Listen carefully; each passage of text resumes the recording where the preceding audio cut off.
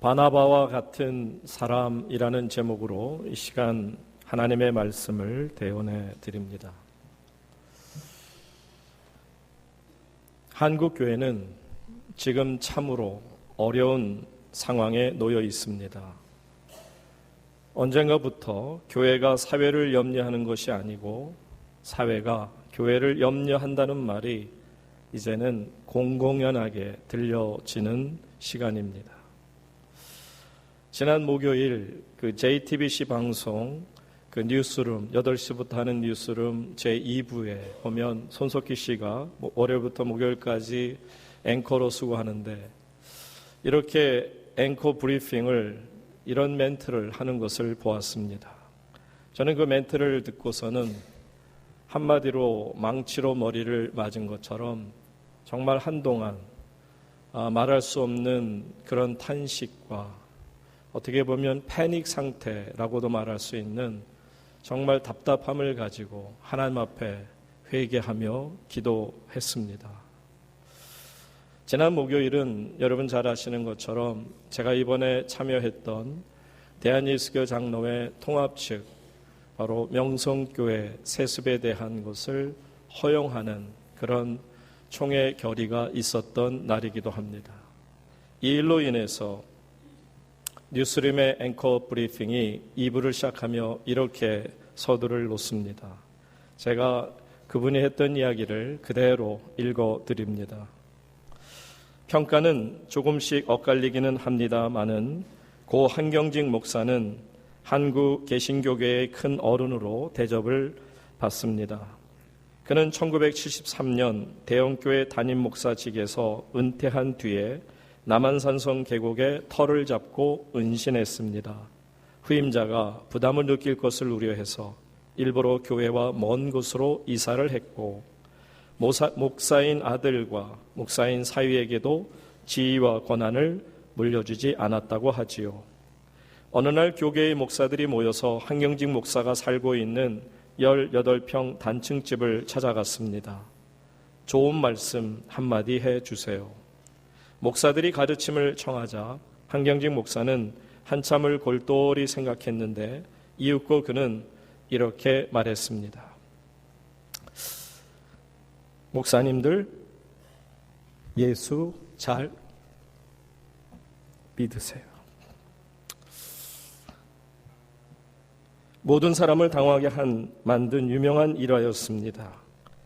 예수의 복음을 전하는 목사들을 향해서 도리어 예수를 잘 믿으라니 그 말에 담긴 의미는 세상엔 예수를 제대로 믿는 사람이 그만큼이나 드물다는 사실을 역설적으로 드러낸 반성의 마음이 아니었을까.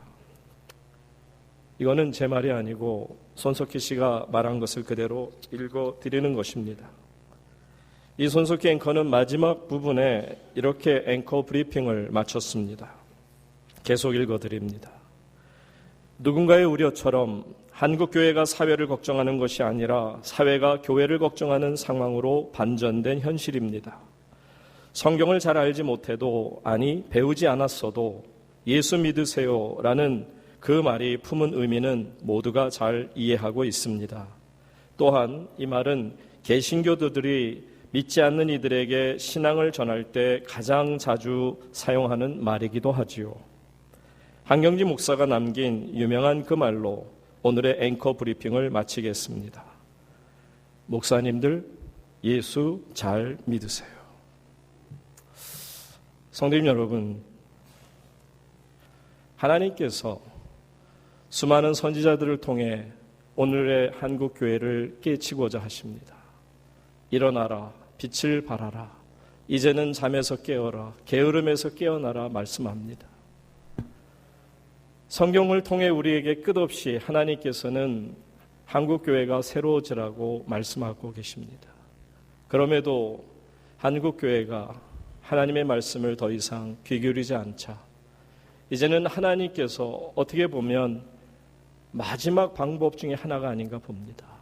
오죽하면 예수를 모르는 사람의 입에서, 그것도 방송을 통해서 그냥 평신도도 아닌 목사들을 향해 목사님들 예수 잘 믿으세요로 말할 수 있는 것인가? 저는 이것을 하나님의 음성이라고 들었습니다. 한국 교회를 깨우치고자 하는, 오죽하면 하나님께서 그런 사람들의 입술을 통해서 한국 교회를 지적하고 계시겠습니까? 여러분, 목사들, 성도들은 믿지 않는 사람들에게 다가가서 예수 믿으세요라고 해야 하는 것입니다. 그런데 이제는 믿지 않는 사람들이 도리어 우리에게 예수 잘 믿으라고 합니다. 이처럼 한국 교회는 참으로 어려운 지경에 놓여 있습니다. 그러면 우리가 이 어려운 지경에서 더 이상은 헤어나올 수 없는 것인가? 저는 오늘 말씀을 준비하면서 참 많은 은혜를 받은 것이 가능성이 있다, 한국교회에 소망이 있다라는 생각을 다시 가져보는 것은 바로 바나바와 같은 사람이 있기 때문이라는 것이죠. 초대교회는요, 그리스도인들이라는 이름을 붙여줬습니다. 크리스티아누스, 그리스도인들. 이 크리스찬이라는 뜻은 정확하게 말하면 그리스도에게 속한 사람, 또 내지는 그리스도에 소유된 사람이라는 뜻이에요. 크리스찬이라는 뜻은 그리스도께 소속됐다는 거예요. 이것은 어떻게 보면 작은 그리스도라고 별명으로 불러주셨습니다. 여러분, 제가 여러분과 하나님을 대표하는, 예수님을 대표하는 작은 그리스도라고 그래요. 여러분, 우리가 작은 그리스도입니다. 그렇다면 만약에 우리가 잘못한다면 누가 아픔을 당하십니까? 그리스도께서 아픔을 당하시는 거예요. 우리가 그리스도의 이미지를 가지고 있는 사람들로서 우리가 잘못하면 모든 욕은 그리스도께서 먹으시는 겁니다. 여러분 잘 아시는 얘기 가운데 그 러시아와 불란서가 전쟁을 일으킬 때 나폴레옹이 이제 진군에 들어가면서 러시아 병사 여럿을 잡습니다. 자, 잡고서는 이제 부하들을 통해서 이제 왼팔에다가 러시아 잡은 병사들, 포로들의 왼팔에다가 N자를 써놓았어요. N for 나폴레옹. 나폴레옹을 뜻하는 이니셜을 적어놓은 거죠. 그랬더니 러시아 병사가 이게 무슨 뜻입니까? 왜 여기다가 팔에다가 N자를 새겨놓습니까? 라고 물을 때 이것이 바로 내가 이제부터는 나폴레옹의 그 대제의 사람이 되었다라는 뜻이다라는 것이죠. 그때 그 이야기를 들은 러시아 병사가 가지고 있던 칼로 그대로 자기의 팔을 싹둑 잘라버리고 그 팔을 던지면서 하는 말이 내게는 한 주인이 있을 따름이요 내게 두 주인은 없어. 나는 오직 러시아 대제에게만 속해 있는 사람이요. 여러분, 세상 사람들도 내가 속해 있는 어떤 소속감을 가지고 있습니다. 세상 사람들도 자기가 속해 있는 것을 지키려고 합니다. 우리는 예수 그리스도를 대표하는 작은 그리스도, 크리스티아누스, 크리스찬들이라고 한다면 여러분, 어떻게 우리가 이렇게밖에 못 삽니까? 어떻게 이렇게밖에 못 살아서 세상 사람들로부터 목사님들 예수 잘 믿으세요 소리를 들어야만 형국에 있느냐 말입니다. 그래서 저는 바나바와 같은 분이 계셔야, 그런 사람이 있어야 한국교회가 다시 새 힘을 얻지 않을까 하는 소망을 가지며 오늘 말씀을 준비하였습니다. 여러분, 바나바와 같은 사람이 되어야 된다. 그러면 바나바가 어떤 사람이기에 한국교회를 무너져 내리는 한국교회를 다시 세울 수 있을까? 한번 바나바를 볼까요? 바나바는 이렇게 평가됩니다. 이것은 성경이 평가하는, 곧 하나님께서 평가하시고 사람들이 평가하는, 와, 이렇게 행복한 사람이 또 있을까 싶어요. 다 같이 24절 말씀 읽습니다. 시작.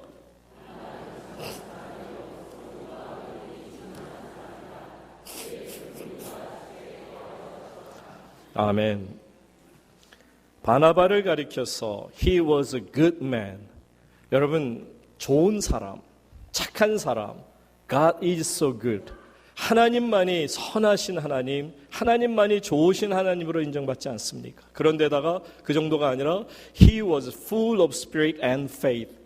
하나님의 영으로 충만하고 믿음으로 충만한 사람이라는 인정을 받았어요. 도대체 바나바가 어떠한 사람이었기에 이렇게까지 하나님으로부터, 사람들로부터 평가되기를 착한 사람, 좋은 사람, 성령과 믿음으로 충만한 사람이라는 이야기를 들었을까? 여러분, 바나바는 원래 이름이 요셉입니다. 이분은 그 출신이 사이프러스, 지금으로 사이프러스죠. 터키와 그리고 또한 이 그리스의 그 영토가 분할되어 있는 그곳이 바로 사이프러스라는 섬인데, 그 사이프러스라는 섬의 출신으로 이제 그 예루살렘에 와서 예루살렘 교인이 된 겁니다. 그러니까 예루살렘 교회를 정말 열심히 섬겼죠. 요셉이라는 이 사람이 얼마나 예루살렘 교회를 헌신적으로 섬겼던지 그에게 붙여진 별명이 뭐라? 바나바. 뜻은 위로의 사람. 영적인 위로자. 여러분, 이분이 얼마나 영적으로 주변에 있는 사람들을 위로했던지 그분의 별명을 위로자라고 붙여줬겠습니까? 본래 요셉이라는 이름보다는 바나바라는 이름으로 쓰여질 정도로 그분은 정말 진정한 의미에서 위로자였습니다. 사도행전 4장 37절 보시면 그가 밭이 있음에 팔아 그 값을 가지고 어떻게 했다고요? 사도들의 발 앞에 두니라. 이 말은 하나님의 제단 앞에 바쳤다는 겁니다. 자신의 있는 것을 팔아서 그 당시에 예루살렘 교회가 당하고 있는 아픔을 치료하고자 자신의 재물을 아낌없이 썼다는 것이죠. 주변 사람들을 구제했다는 것입니다. 여러분, 이분이 얼마나 이 예루살렘 교회에서 큰 인정을 받았던지, 스데반 집사님이 순교하시고 나서 예루살렘 교회가 흩어지죠. 그래서 이제 곳곳에 교회들이 세워지는데 그 중에 하나가 안디옥이라는 지역의 교회가 세워집니다. 처음에 세워질 때만 해도 무슨 큰 힘이 있겠습니까? 그런데 안디옥 교회가 세워지고 나서 이제 예루살렘 교회 사도들에게 부탁을 하죠. 목회자를 우리에게, 지금으로 하면 목사를 우리에게 보내주소서. 그래서 우리 안디옥 교회를 가르치고 안디옥 교회를 목회하게 하소서 요청합니다. 그러니까 예루살렘 교회가 고심을 하게 됐죠. 사도들이 고심을 한 끝에 그래서는 가장 믿을만하고 어렵고 힘든 안디옥 교회를 이끌어 나갈 그런 영적 지도자를 택하게 되는데 그분이 바로 바나바였다는 겁니다.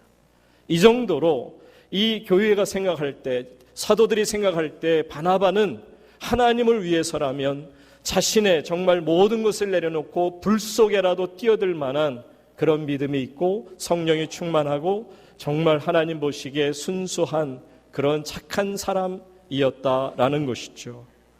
그러니까 여러분, 교회 안에서 보게 되면 여러분들 생각 속에 힘이 들고 어려울 때 혹시 떠오르는 분이 있습니까?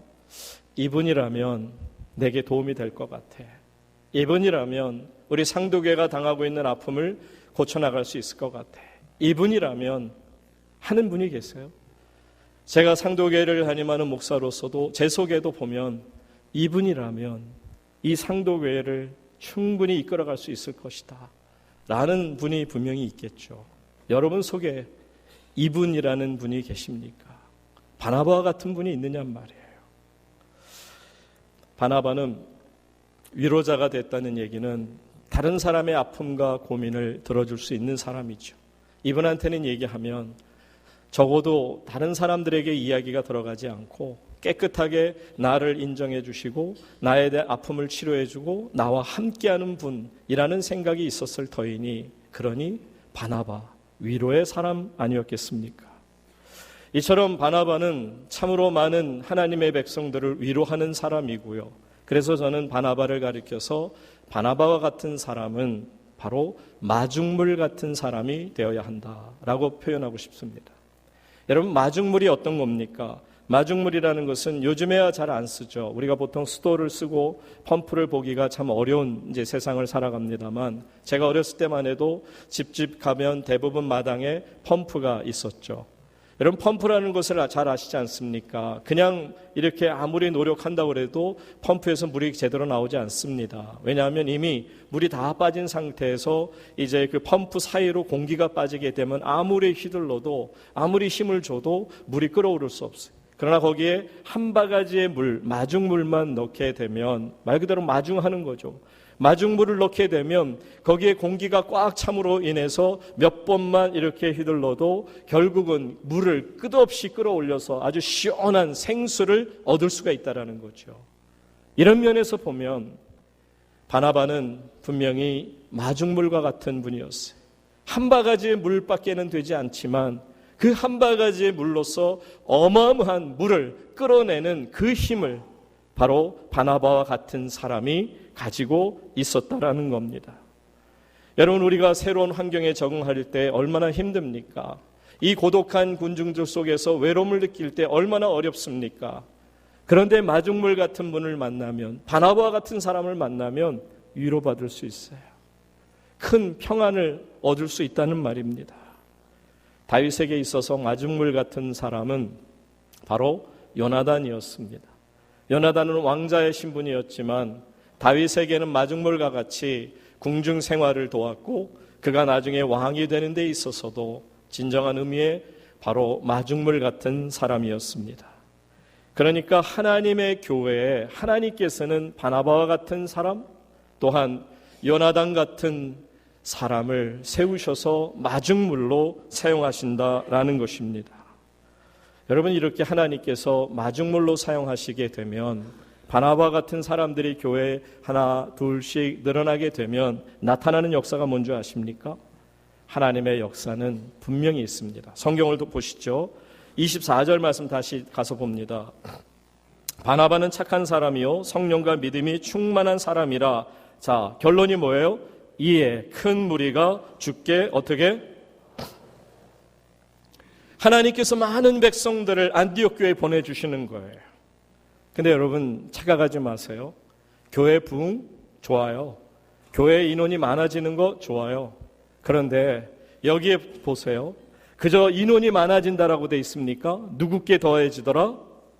주께 더해지더라. 여러분, 이 사실을 분명히 기억하시기를 바랍니다. 주님께 영광을 돌렸다는 거예요. 바나바는요, 교회가 성장하는데도 그거 나하고 중요하지 않아요. 사람들이 모이니 감사한 것은 하나님께 영광을 돌림이 너무너무 좋았던 것입니다. 여러분, 좋은 목회자라 하면 어떤 목회자가 좋은 목회자일까? 사람의 인기를, 사람의 인정을 받고 사람들의 관심을 한 몸에 모으는 설교를 잘하거나 뛰어남이 있어서, 탁월함이 있어서 사람들에게 어떤 영향을 미치면서 카리스마라고 표현하는 그것으로 사람들을 이끄는 목사가 과연 좋은 목회자겠습니까? 여러분, 답은 아시잖아요. 아닙니다. 바나바와 같은 목회자가 좋은 목회자입니다. 바나바와 같은 목사가 어떤 목사냐면 모든 영광은 누구께? 하나님께. 모든 영광을 하나님께 돌릴 수 있는 목사가 진정한 하나님이 기뻐하시는 목사가 아닌가. 목사들은요, 교회가 부흥하면 잠을 안 자도 피곤하지 않고요, 밥을 안 먹어도 배가 불러요. 아마 목회를 안 해보셨으니까 여러분 모르실 거예요. 저는 목회를 하면서 정말 제가 호주에서 개척을 해서 18년 동안을 교회를 이끌어갈 때 나중에 한 2년 반 정도를 하나님이 얼마나 많이 부어주시는지 계속 조금씩 교회가 성장하다가 이제 제가 상도교로 나오기 전 2년 반은 얼마나 많은 역사를 이루시는지 수많은 사람들이 교회로 몰려오는 것을 보면서 정말 잠을 안 자는데도 피곤하지가 않고요, 밥을 안 먹는데도 괜찮습니다. 그런데 18년의 제 목회를 하나님께서 어떻게 정의해 주신지 아세요? 저는 참 겸손하게 목회를 한 목사입니다. 정말 열심히 하겠다고 한 목사였습니다. 그런데 하나님은 제 18년 이민교회를 이렇게 평가해 주셨습니다. 내가 내 영광을 다 가로채웠다. 하루는 하나님 앞에 기도하다가 받은 응답이었어요. 저는 도무지 생각을 못했어요. 저 정도면 착한 목사라고 생각했고, 저 정도면 성령도 충만하고 믿음도 있다고 생각했어요. 저 정도면 제가 아닌 하나님께 영광을 돌리는 목사라고 생각하며 착각하고 살았어요. 하나님은 한 말씀으로 저를 정의해 주십니다. 아니, 너는 내 영광을 도둑질한 목사야. 그래서 목사님들 예수 잘 믿으세요. 이 소리가 그렇게 가슴이 아파요.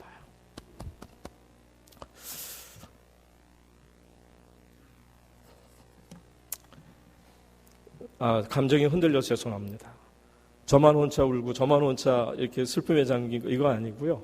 여러분들 말씀을 전하다 보니까 제가 가슴이 아파서 그래요. 하나님께 부족함이 있어서 그래요. 여러분들 바나바 같은 목사 정말 되기를 소망합니다. 바나바 같은 장로가 되기를 소망합니다. 바나바와 같은 성도들이 되시기를 축원합니다. 여러분 바나바가 왜 착한 사람이라고 인정받았을까요? 바나바는요, 모든 영광 하나님께 돌린다는 얘기는 다른 거 아니에요. 사심이 없었다는 거예요. 자기가 높아진다고 생각하지는 않았어요. 내 교회라는 생각이 없었어요. 이 모든 영광은 하나님의 영광이요, 하나님이 부어주시는 거라는 믿음만 있었습니다. 그러니 그 사람을 가리켜서 He was a good man이라는 표현이 적당합니다. 사심이 없었다는 거예요. 내 것이라 생각하지 않았다는 거예요. 왜 한국교회가 이렇게까지 흔들리고 이렇게까지 처참한 신세로 나락으로 떨어졌느냐? 다른 거 아니에요. 목사님들이 내 교회라 착각하고 있어요. 하나님의 영광을 도둑질하면서도 하나님의 영광을 도둑질한다고 생각도 못하면서 착각하며 살기 때문에 그렇습니다. 사랑하는 여러분, 이 상도 교회 안에서는 모든 영광이 하나님께만 올려지기를 간절히 소망합니다. 이처럼 하나님 안에서 바나바는 모든 영광을 하나님께 드리니 여러분 모든 아픔을 이길 수 있는 교회를 이끌어 갔던 거죠. 1500년 전쯤에 많은 수도사들이 글을 남겼는데 그 중에 한 글을 여러분들에게 그대로 설명해 드리면, 이제 마귀가 수도사를 유혹하기 위해서 여러 가지 유혹을 합니다. 첫째는 금을 갖다 놓는데 수도사가 전혀 아랑곳하지 않고요. 그에게 권력을 주겠다 하는데도 그는 관심조차 갖지 않습니다. 그리고 아름다운 여인을 동원했음에도 그는 눈길조차 주지 않았다고 합니다. 그러니까 마귀들이 실망감에 젖어 있었어요. 이 수도사를 넘어뜨릴 수 없는 건가? 그때 아주 노련한 마귀가 와서 이제 졸개 마귀들에게 이렇게 가르쳐 줍니다. 한 수를 가르쳐 주죠. 너희들 이제부터 가서 다른 얘기하지 말고 각 수도사들 각 사람 귀에다 대고 이렇게 속삭여. 어떤 내용이냐면 이겁니다. 야, 너의 믿음이, 너의 기도가, 당신의 헌신이 다른 어떤 수도사들보다 굉장한데라고 말이죠.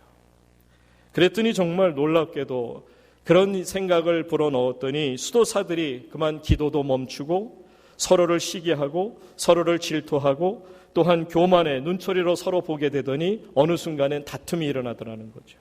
그때 노련한 마귀가 졸개 마귀들한테 자, 이제 우리 볼일 다 봤다. 끝장이다. 가자. 다른 곳에 가자. 바나바와 같은 사람은 어떤 사람이냐면요, 이처럼 마귀가 가지고 있는 가장 강력한 무기인 교만, 나의 자랑, 나를 드러내는 이것에 대해서 다 내려놓고, 아니, 네가 아무리 나를 꼬셔도, 마귀야, 네가 아무리 나한테 얘기해도 모든 영광은 하나님께 있어. 내가 한 일이라는 것은 아무것도 없어. 보세요. 이 마중물 같은 이 바나바가 이런 생각을 가지고 한 일이 뭔지 아세요? 다른 거 아닙니다. 두 사람을 세웠어요. 두 사람을 세우면서 결국 하나님의 교회를 교회답게 만들죠. 자, 두 사람은 어떤 사람일까? 첫째는 바나바는 놀랍게도 자신을 내려놓고 순수한 마음으로 하나님께만 영광 돌리면서 그가 세웠던 사람은 바울이라는 사람이었어요. 바울을 바울되게 하는 역사를 보십시오. 자, 오늘 본문으로 다시 돌아가서 봅니다. 25절에 이런 말씀이 나오죠. 바나바가 사울을 찾으러 어디로 가서? 여러분, 이 말이 뭔지 아세요? 왜 다소로 갔느냐 하면, 자, 처음에 이제 그 사울이라는 청년이 다메섹 독상에서 예수님 만나요. 그리고 회심합니다. 그리고 새로워졌어요. 그래서 정말 그리스도인, 크리스티아누스가 되었어요. 그런데 문제는 그가 아무리 자기가 회심했다고 해도 사람들이 받아들여지질 않았어요. 자, 사도행전 9장 26절 말씀 보시기 바랍니다. 이렇게 말씀이 나옵니다. 다 같이 읽습니다. 시작.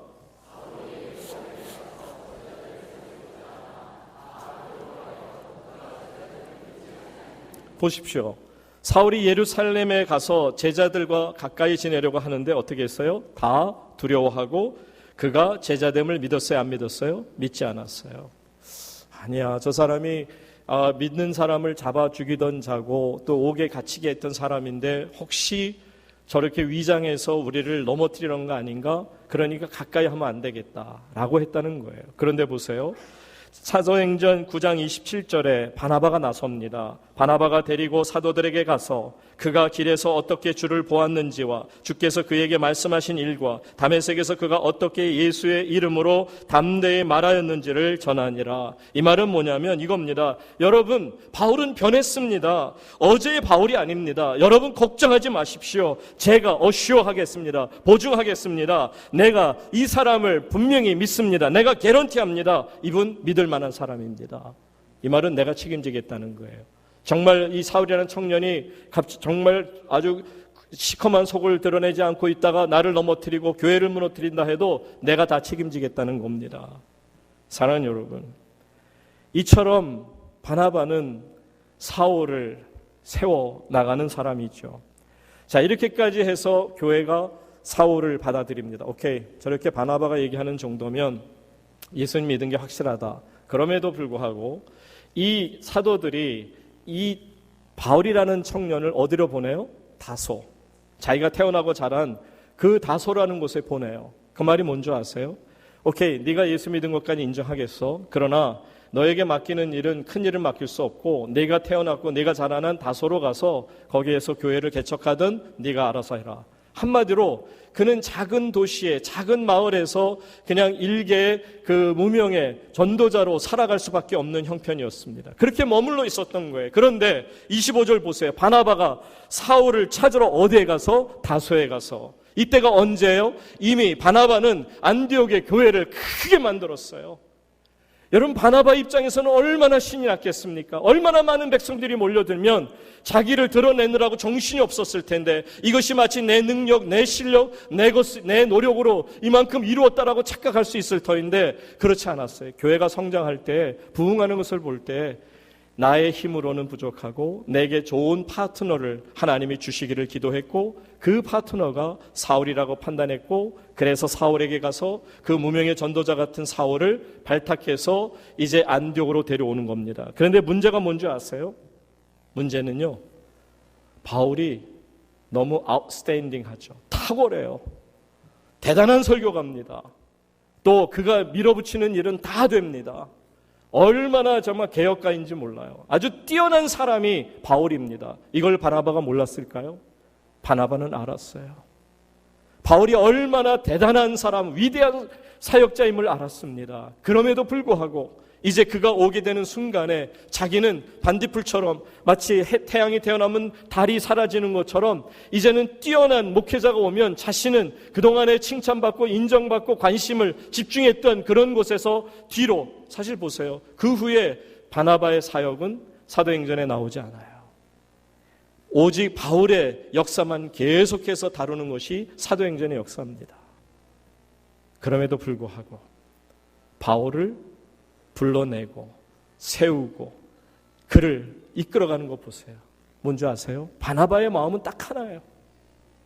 왜 사울을 바울로 세우는지 아세요? 다른 거 하나. 오직 하나님의 교회를 교회답게 하겠다는 거예요.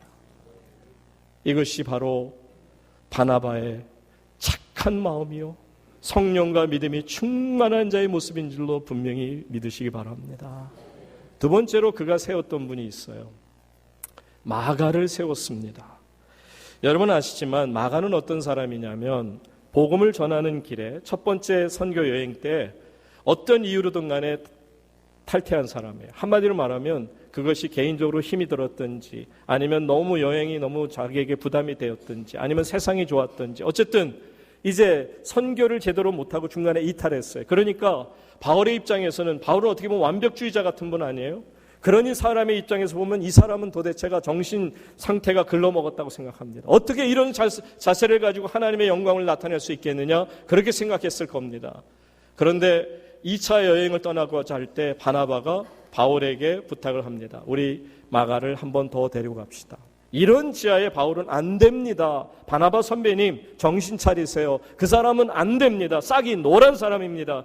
싹을 노란 걸 보면 이미 열매가 없는 것을 알아야 합니다. 라고 하지 않았겠냔 말이죠. 그러다가 결국 두 분이 크게 다투고 그래서 결론적으로 바울은 실라를 데리고 선교여행을 떠나고 그리고 바나바는 자신이 추천했던 이 마가를 데리고 선교여행을 떠납니다. 그리고 그에게 많은 가르침을 주었겠죠. 여러분 결론적으로 보게 되면 바울 사도가 나중에 나이가 많았어요. 이제 하나님의 부르심을 받기 얼마 전에 그가 지난 시간을 생각해 보니 그때 당시 마가가 얼마나 자기에게 힘들게 했고 자기는 마가를 받아들일 수 없었으나 정말 바나바 사도가 마가를 얼마나 잘 키웠던지 마가가 아주 하나님의 귀한 일을 하는 것을 들었을 때 미안한 마음이 있었을 거예요. 나도 그때 받아줄 걸. 그러니까 이렇게 말하지 않습니까? 디모데후서 4장 11절 누가만 나와 함께 있느니라 네가 올 때에 마가를 데리고 오라 그가 나의 일에 어떻다? 유익하니라. 이제 아시겠어요? 이거는 바울의 입장에서는 그거예요. 와, 그래 내가 그때 바나바 선배의 말을 들을 걸. 이렇게까지 마가가 좋은 신앙인, 착한 신앙인이 되었다. 여러분 마가도 착한 신앙인이 된 거예요. 그리고 그 역시 또 성령과 정말 믿음이 충만한 사람이 바나바처럼 된 겁니다. 여러분 아시겠죠? 결국 마가가 쓴 복음이 마가복음이에요. 만약에 바나바가 마가를 버렸다면, 바울처럼 버렸다면 마가복음 없습니다. 여러분 마가복음이 얼마나 중요한 복음서인 줄 아세요?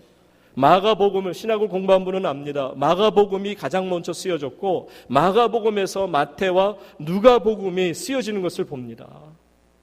마가복음이 이처럼 귀한 하나님의 복음서가 되는 것을 보는데 만약에 바나바가 바울을 버렸더라면 바울의 서신서가 성경의 그 아름다운 서신서들이 로마서라든지 어떻게 있었겠습니까? 바로 바나바는 바울을 세웠고요. 마가를 세웠고요. 그래서 하나님의 교회를 세운 줄로 믿습니다. 그러니 보세요. 마지막으로 26절.